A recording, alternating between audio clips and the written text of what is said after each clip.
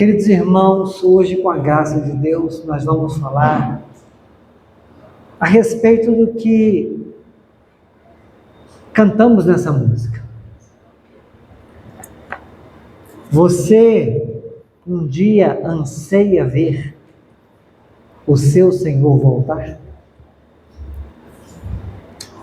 Nós aguardamos a vinda do Senhor Jesus? Queria convidar você para que você abra sua Bíblia na segunda carta de Pedro e faremos uma leitura desta palavra do Senhor.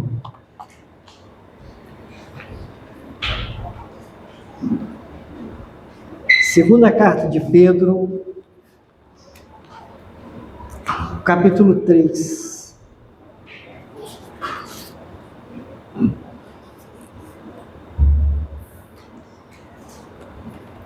O dia do Senhor.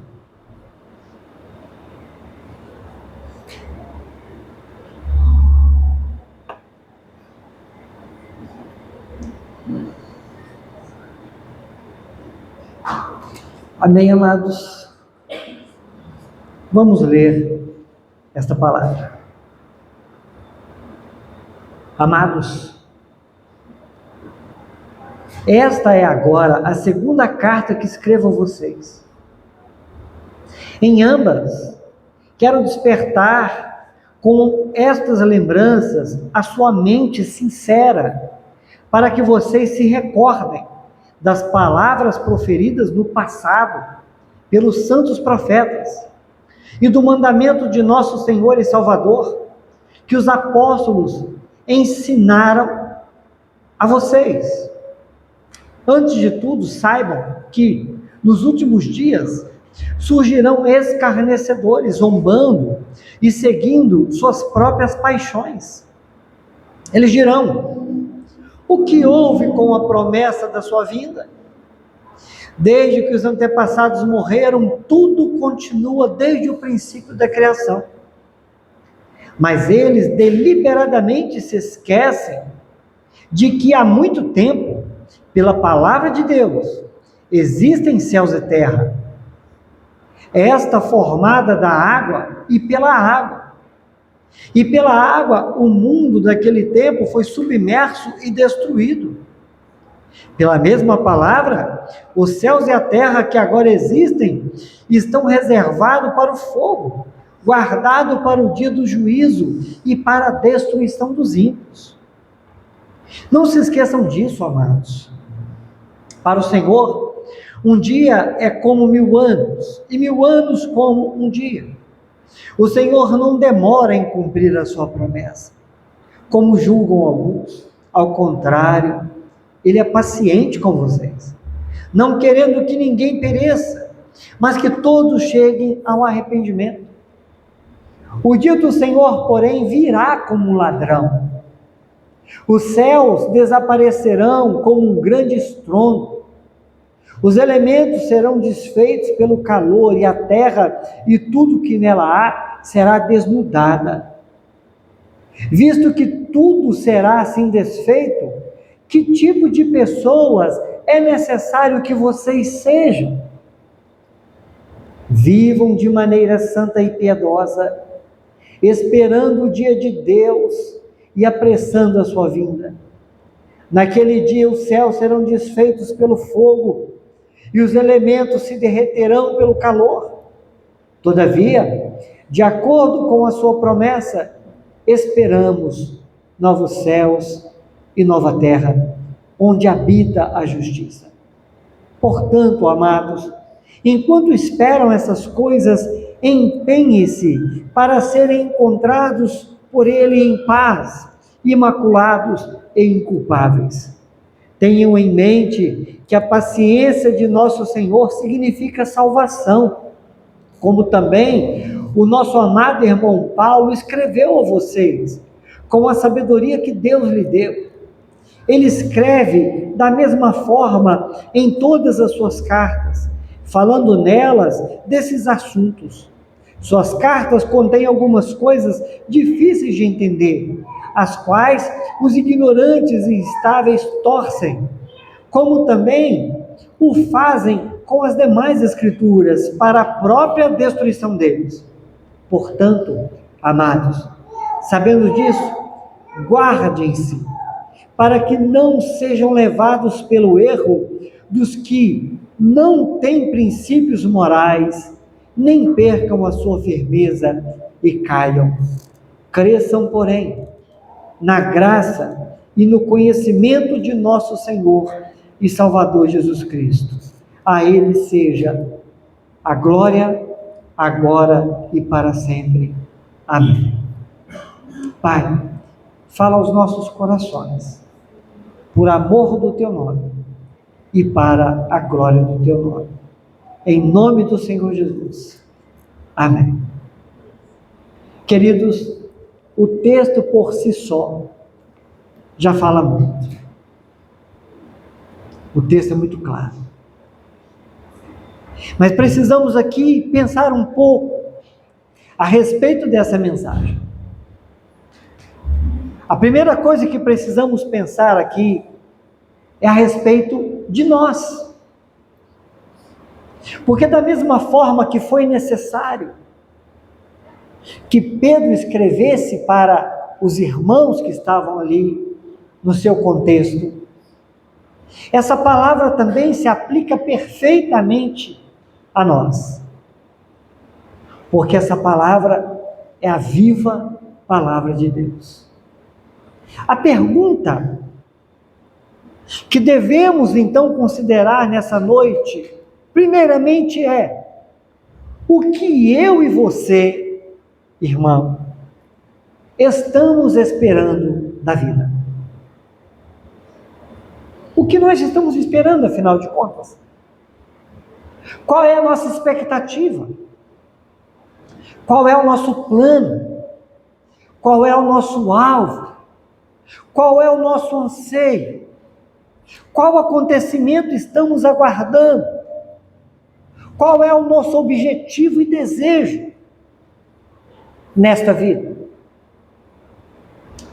Nós sabemos, irmãos, que a igreja cristã, ela entende, pelo conhecimento que tem recebido da Escritura, que Deus, no exercício da sua sabedoria, está conduzindo o mundo e a história, está no controle de todas as coisas, e que no cumprimento à sua promessa, Jesus voltará a este mundo de forma pessoal, visível, em grande poder e glória. Mas por que eu e você, em muitos momentos da nossa vida, nós nos desconectamos desse ensino, que é a volta de Jesus? É uma promessa que ele fez. A grande questão é esta, é que na nossa vida prática, nós vamos nos esquecendo de uma grande promessa. Jesus vai voltar. Ele não está voltando no sentido de que ele saiu de um lugar muito distante, está vindo devagarzinho, está voltando, e um dia vai chegar. Não, ele virá repentinamente, no momento em que nós não esperamos, no momento em que nós não podemos saber, mas ele virá.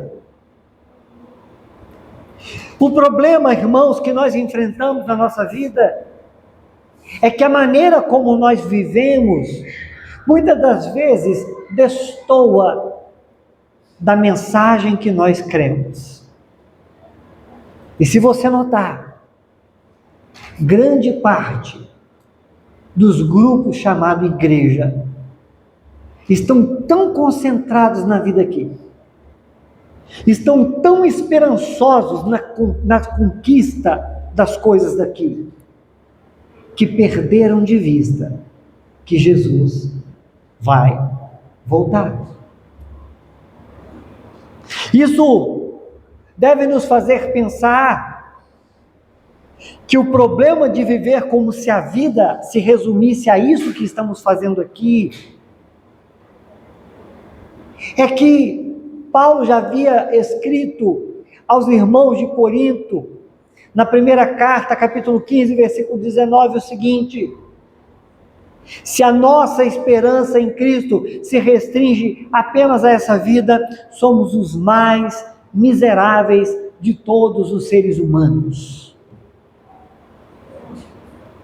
Paulo chama a atenção da igreja para dizer o seguinte: olha, se você está concentrando a sua atenção nessa vida aqui, se a sua esperança em Cristo se resume nas coisas daqui, dele abrir porta, fechar porta, fazer isso ou fazer aquilo, curar uma enfermidade, alguma coisa desse sentido, não que você não possa querer almejar essas coisas, o socorro e a providência de Deus, mas se a sua vida se resume a isso, Paulo diz que nós estamos vivendo como miseráveis, porque a promessa de Deus é algo infinitamente maior e superior a tudo que existe nessa vida aqui. A redenção nos leva para uma consumação que não é a resolução das coisas daqui simplesmente.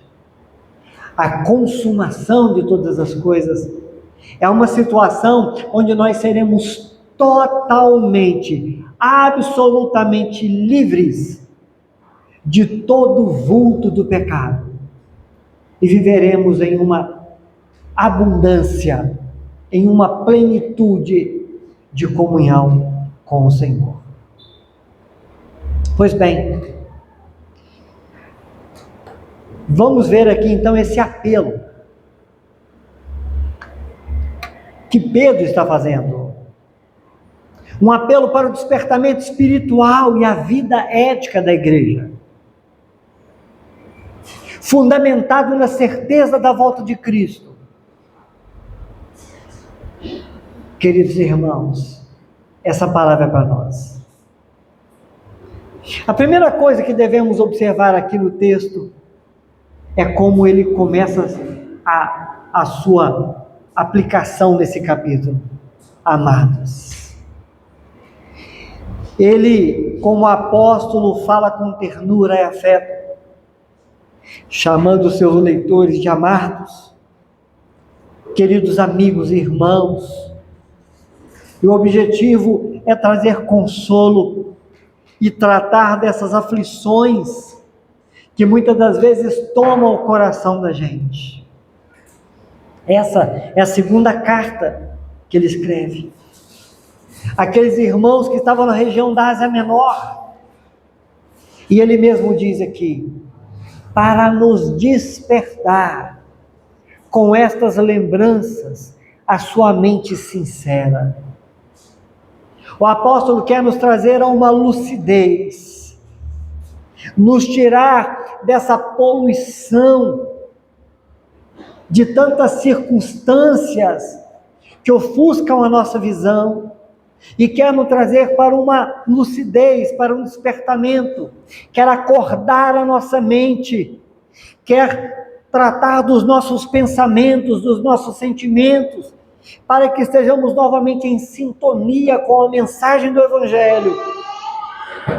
Porque o fato, irmãos, é que muitas das vezes o que acontece é que nós nos acomodamos e de alguma forma cochilamos em relação à expectativa da volta de Jesus.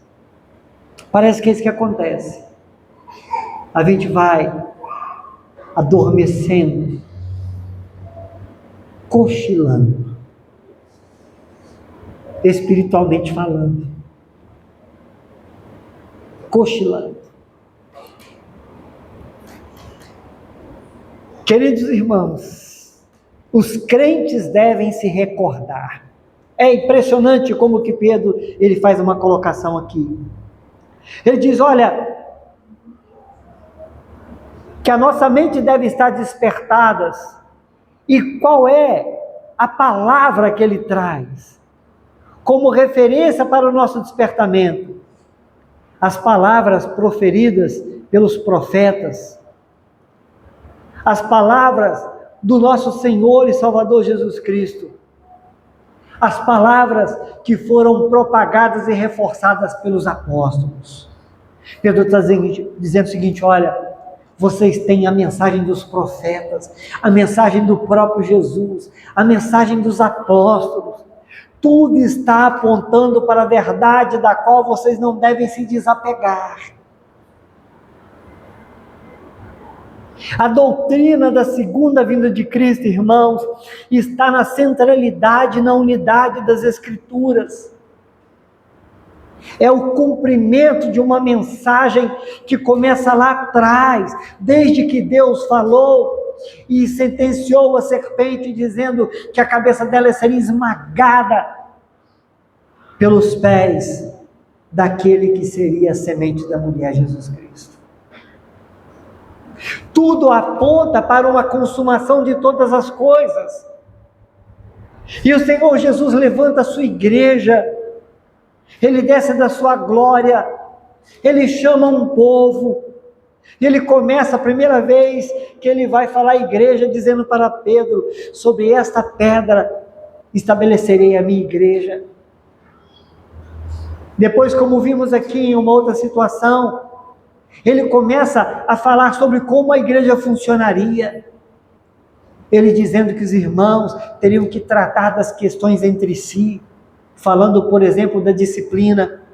Se um irmão não quiser te ouvir, que isso seja levado para a igreja. A igreja em Atos dos Apóstolos começa a tomar corpo, começa a ser estruturada. E é dito então para que essa igreja anuncie o Evangelho, e na medida que as pessoas iam se convertendo, as pessoas eram inseridas no corpo, que é a igreja, e é o corpo de Cristo. Irmãos, quer ver a realidade desse ensinamento? Eu e você, convertidos hoje, batizados, em nome do Pai, do Filho e do Espírito Santo, somos testemunha, somos prova, comprovação real e irrefutável, de que essa mensagem atravessou séculos e milênios e nos alcançou, e nós estamos aqui como corpo de Cristo. E a todos nós, desde os nossos primeiros irmãos, a palavra foi essa. Lembra-se, lá no início de Atos dos Apóstolos, quando os discípulos reunidos estão olhando Jesus, depois de dar a eles a missão de anunciar a verdade e de ser luz desse mundo, enquanto Jesus está sendo assunto aos céus, os anjos dizem para os discípulos que ali estavam: o que vocês estão olhando? Da mesma forma que ele está indo, ele voltará. Mas a pergunta volta para nós: por que nós vamos vivendo a vida como se não fosse isso que estamos aguardando? Por que as nossas decisões, as nossas escolhas, elas acontecem sem que a gente considere que o que a gente está esperando, de fato, é a volta dele?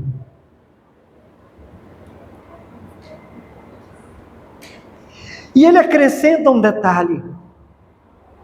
A partir do verso 3, entre o 3 e o 7, ele vai alertar a igreja sobre os escarnecedores. E a palavra que ele apresenta é o que temos visto. Às vezes de uma forma explícita, às vezes de uma forma velada. Porque ele fala dos escarnecedores que viriam nos últimos dias. E é preciso entender que últimos dias compreende todo o período, desde a vinda de Jesus até a segunda vinda. Os últimos tempos, entenda isso, é desde a vinda de Jesus, a morte na cruz, até a segunda vida. Nós estamos vivendo os últimos dias. E o que acontece aqui, irmãos, é que ele vai dizer que estes escarnecedores, pessoas que andam segundo as suas próprias paixões, segundo os seus próprios desejos, pessoas carnais, essas pessoas vão se referir à vinda de Jesus com essa ironia. Ora, o que houve com a promessa da vinda dele? Qual é? Que história é essa? Que ele viria e ainda não veio. O escárnio dos zombadores é esse. Onde está a promessa da vinda dele? Se você quiser traduzir de uma forma bem popular, você vai dizer o seguinte: esse Deus de vocês não tem palavra. Onde está o cumprimento da promessa que ele fez? Mas é interessante que Pedro ele mostra aqui qual seria a base da argumentação desses escarnecedores. Eles vão dizer o seguinte: desde que os antepassados morreram, tudo continua desde o princípio, como foi na criação. Pedro mostra, esse vai ser o argumento deles. O argumento deles é exatamente esse: olha, o que mudou? Nada mudou e nem vai mudar. Vocês estão perdendo o tempo de vocês acreditando nisso. Vocês estão perdendo o tempo de vocês tendo esperança nisso. Só que Pedro, ele vai refutar esse argumento. Ele vai falar aqui de um esquecimento deliberado. Ele vai falar aqui de um esquecimento que é de quem escolhe ignorar outros fatos. Ele vai falar de um esquecimento de que, entre aspas, é como quem está se fazendo de bobo, que está querendo negar outras verdades. Porque é fato que Jesus ainda não voltou. Mas dizer que nada mudou é diferente. E o argumento que Pedro vai usar aqui é o seguinte: olha isso. Verso 5. Mas eles, deliberadamente, se esquecem de que há muito tempo foi pela palavra de Deus que céu e terra passaram a existir. Veja isso. Há uma palavra de Deus dizendo que Jesus vai voltar. E esses escarnecedores estão dizendo, nada mudou. E Pedro está dizendo, espera aí, pensa de novo. Foi pela palavra de Deus que céus e terra passaram a existir. Outra coisa, foi pela palavra de Deus que toda a terra foi submetida a um dilúvio. E veja, é pela mesma palavra de Deus que céus e terra que agora existem estão reservados para o fogo, guardados para o dia do juízo e para a destruição dos ímpios. A argumentação do Pedro foi essa. Peraí, então você está dizendo que não é para esperar Jesus voltar não, porque nada aconteceu? Então veja o seguinte, a mesma palavra que disse que Jesus vai voltar, é a palavra que disse que Deus criou todas as coisas, que houve o dilúvio. E é essa palavra que está dizendo, Jesus vai voltar. A volta dele vai ser uma alegria, vai ser uma grande festa, vai ser um momento triunfal para a igreja, mas vai ser em contrapartida um momento terrível para aqueles que não aguardam a sua vinda, para aqueles que não vivem o Evangelho. Essa é a refutação que ele dá. que há um juízo no futuro e que o Senhor estabeleceu esse dia para a destruição dos homens ímpios, e que esse juízo ele será mais terrível do que o dilúvio. O juízo será terrível para os ímpios, mas a vinda dele será um momento glorioso para a igreja. Agora, irmãos, observe que ele vai entrar aqui com uma justificativa sobre a ideia da demora da vinda do Senhor. A partir do verso 8, ele vai explicar, mas vocês não podem esquecer de uma coisa, povo de Deus. Ele está dizendo aqui, vocês têm que se lembrar que para o Senhor, um dia é como 1000 anos, e 1000 anos como um dia. Deus é atemporal, Deus, ele é o Senhor do tempo, e ele não está submetido ao tempo. Ele não é dominado pelo tempo. Ele não está seguindo uma agenda como a nossa. Ele não está submetido a nada e nem a ninguém. Então, para ele, 1000 anos é como um dia, e um dia como 1000 anos. Então, note que essa explicação de Pedro deve trabalhar em nosso coração e nossa consciência. Irmãos, vocês pararam para pensar numa coisa?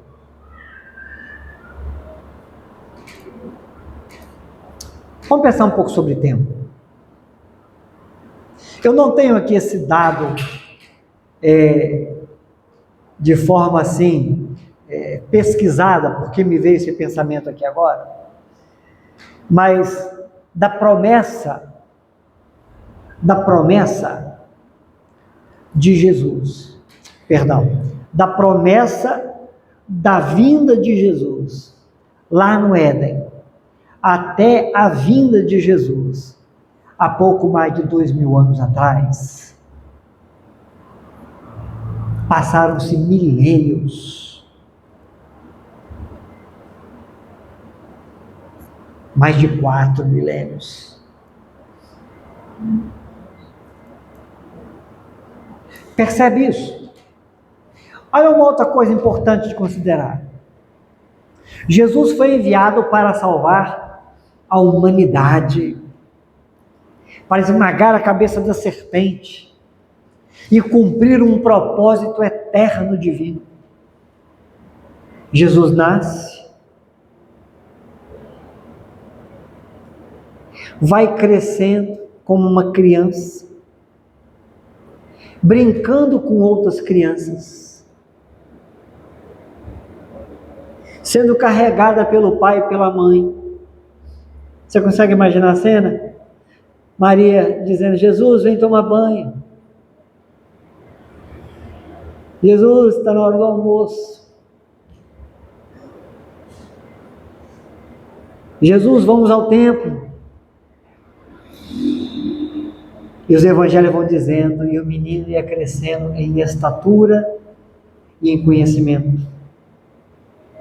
Para quando ele chega, irmãos, lá pelos seus 30 anos de idade, ele vai até João Batista para ser batizado. E começa a anunciar o reino de Deus. Preste atenção numa coisa. Se fosse eu ou você, irmão, a gente ia ficar agoniado com esse negócio. Gente, Jesus já não veio. Por que não começa logo esse negócio de salvar o pessoal? Por que não? Foram 30 anos vivendo aqui, até chegar o momento certo. Sabe o que é que eu quero, meu irmão, compartilhar com você nesse sentido? Deus tem o momento certo. E não é no nosso calendário. Não é na nossa forma de pensar. O Cordeiro que foi morto desde a fundação do mundo, passa-se milênios de história da humanidade para que ele venha cumprir aquilo que foi decidido lá. E o que está decidido sobre a volta dele, porque a hora está definida, mas ninguém sabe, esse momento vai chegar. E a vinda dele será repentina para nós. Então veja, ele dá uma explicação a respeito da soberania de Deus, que é soberano também sobre o tempo.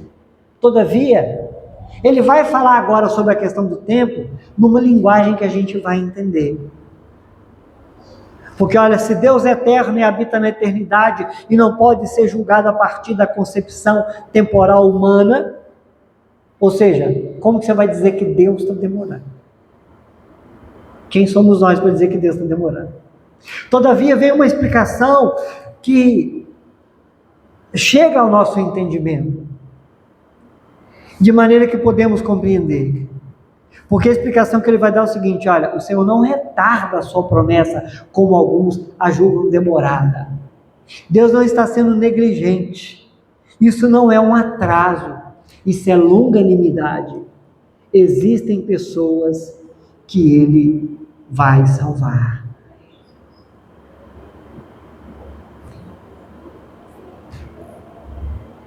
Eu sei que é perigoso a gente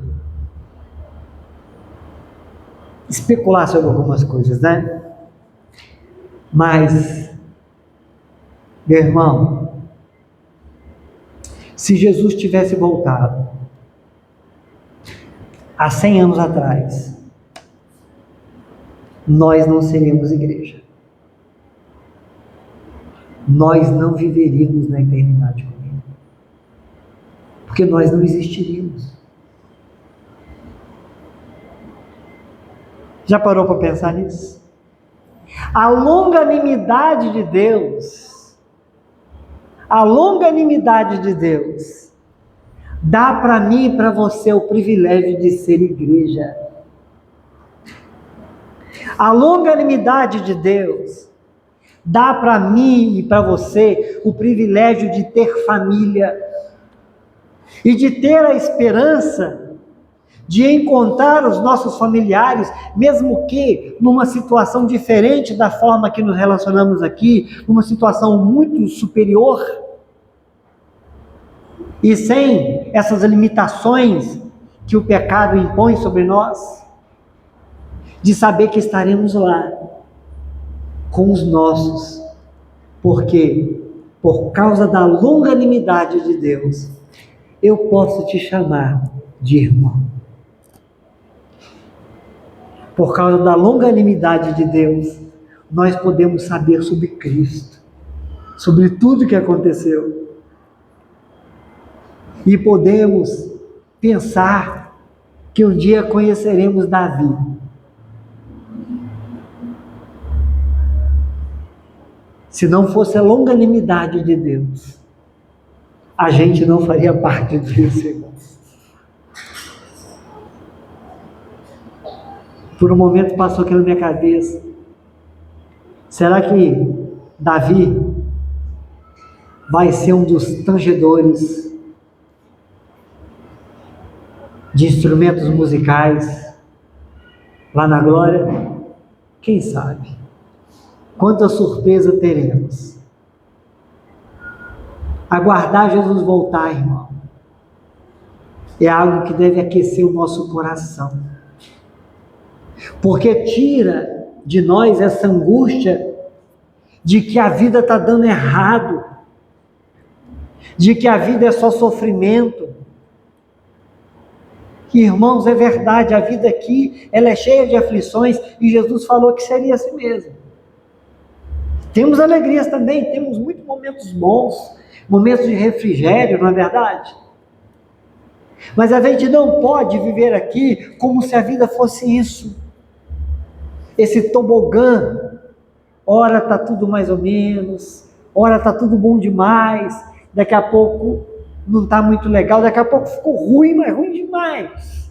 Mas daqui a pouco melhora um pouco, como se a vida fosse só isso. Saber que Jesus vai voltar, é saber, irmãos, que um dia nós viveremos numa plenitude de alegria, onde o choro não existirá, onde a dor não fará mais parte. Seremos plenamente restaurados, corpos transformados, livres de corrupção, e na presença daquele que sustenta todas as coisas, como família dele, como família dele, o povo de Deus, com Deus. Então, irmãos, a longanimidade do Senhor é uma bênção, e não é bênção só para nós. Existem outros que o Senhor ainda quer salvar. Então é por isso, irmãos, que a gente precisa entender isso. Que Ele não retarda a sua promessa, ao contrário, Ele é paciente conosco, não querendo que ninguém pereça, mas que todos cheguem ao arrependimento. O plano de Deus é perfeito. Não tenha como demorado, tenha como um Deus longânimo e que bem sabe o que está fazendo. Mas então ele frisa da imprevisibilidade e consumação de todas as coisas. Porque aqui no verso 10, e depois de falar dessa longanimidade de Deus, ele vai dizer mais uma vez: o dia do Senhor, porém, virá como ladrão. Meu irmão, quem já foi roubado aí? Furtado? Você já ficou sabendo? Tipo assim, ó, o ladrão avisou, o ladrão está vindo ali. Foi assim? Não, meu irmão. Quando você se deu conta, já era. O ladrão já chegou. Já chegou. Me lembro da vez que eu fui assaltado aqui na Glória, plena luz do dia. Devia ser em torno de 3h30, 4 horas da tarde. Na frente de um ponto de táxi, com plateia assistindo. Quando eu percebi, a arma já estava apontada para mim, e o cidadão dizendo: me dá o dinheiro.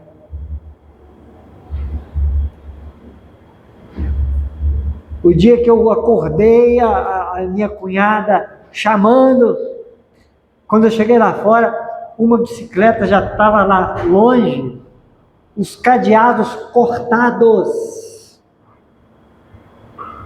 Os cadeados cortados. E o ladrão já foi. E já levou a bicicleta. E não foi uma só não, tem várias histórias de bicicleta.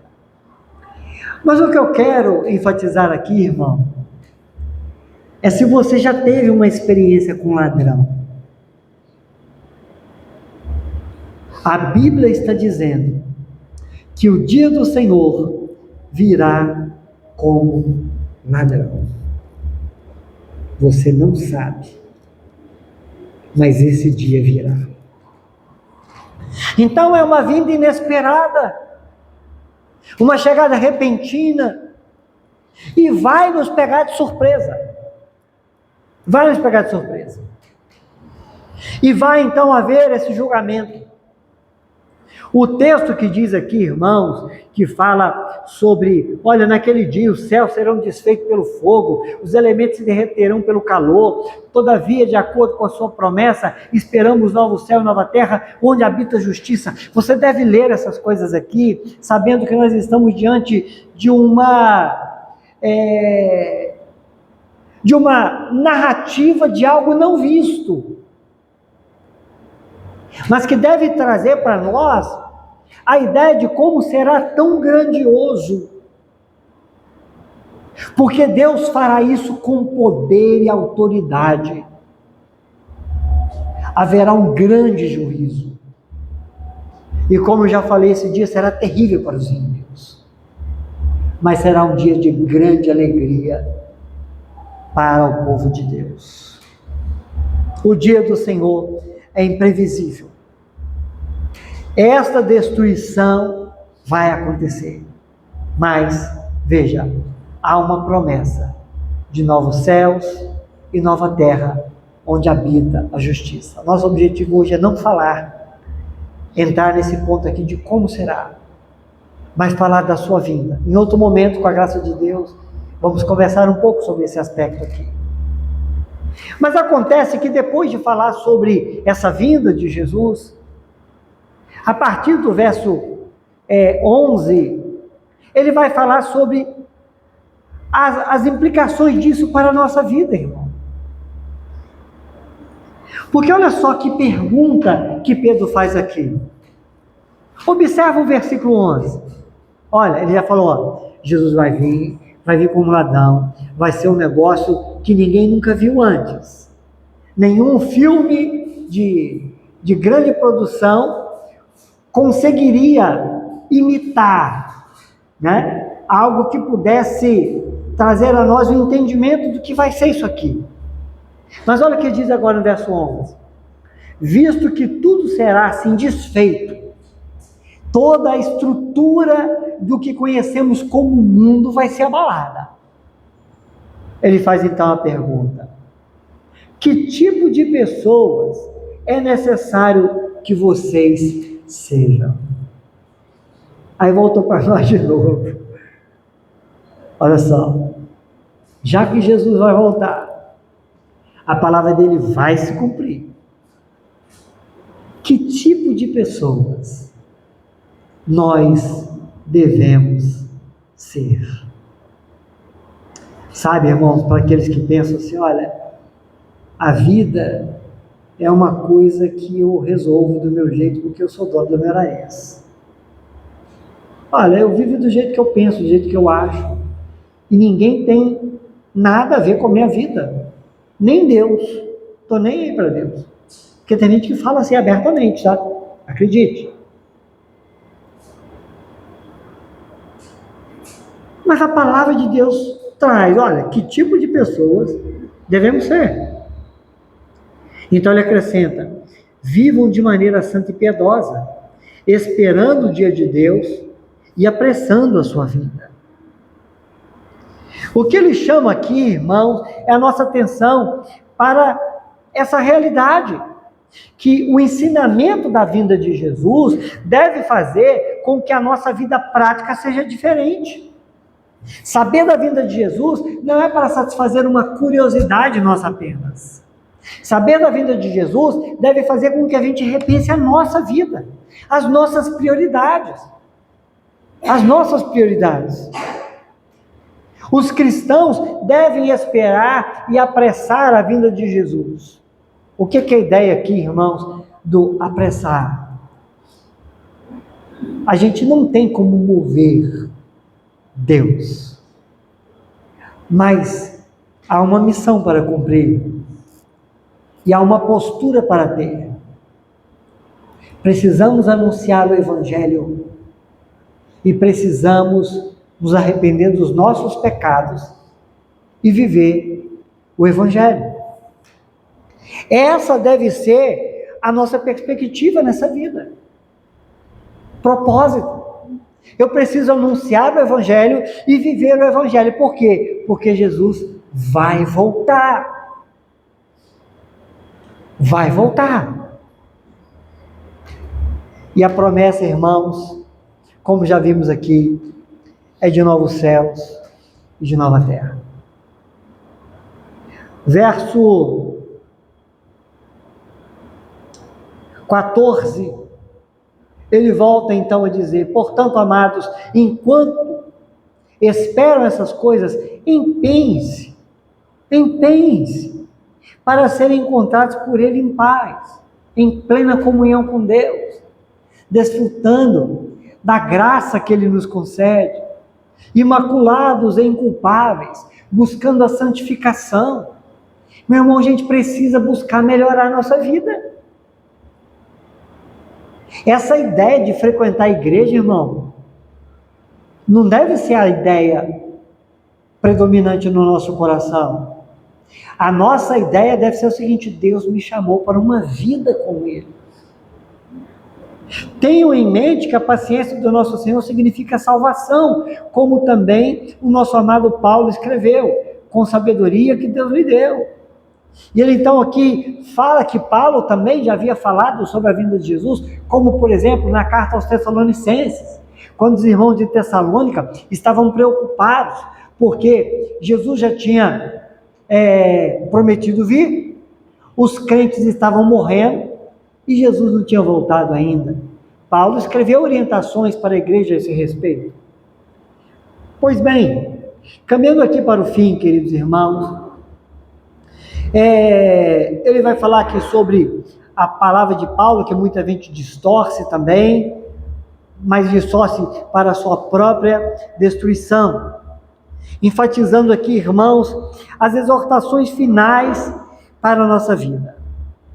Ele diz: portanto, amado, verso 17, sabendo disso, guardem-se para que não sejam levados pelo erro dos que não têm princípios morais, nem percam a sua firmeza e caiam. Ele está chamando a gente aqui por uma postura, por uma consciência na presença de Deus. E termina dizendo: cresçam, porém, na graça e no conhecimento do Senhor e Salvador Jesus Cristo. Irmãos, diligência na preparação. Está falando aqui de um esforço, de uma dedicação, de ter a nossa consciência tranquila para com Deus, de uma advertência contra o desvio. Viu como ele disse aqui? Cuidado para você não enfraquecer e cair.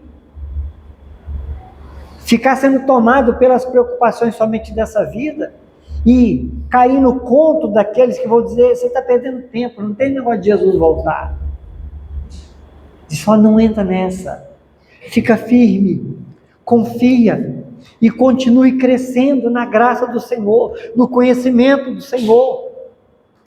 E termina dizendo: a Ele seja a glória, agora e para sempre. Amém. Meu irmão, o que nós estamos esperando? O que nós estamos esperando?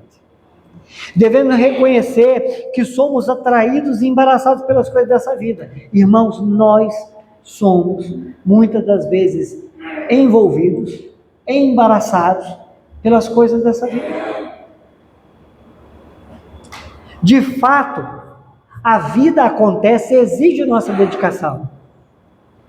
Irmãos, é verdade, temos que trabalhar, temos que estudar, tá?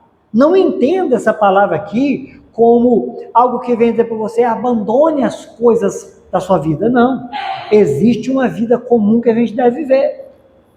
Você deve continuar arrumando casa, deve continuar trabalhando, deve continuar no supermercado, sabe? Deve fazer essas coisas, deve cuidar da saúde, viu? Janeiro está chegando, tem gente que tem que estar esperando chegar janeiro para começar a cuidar da saúde, viu? Tem que fazer isso tudo, irmão.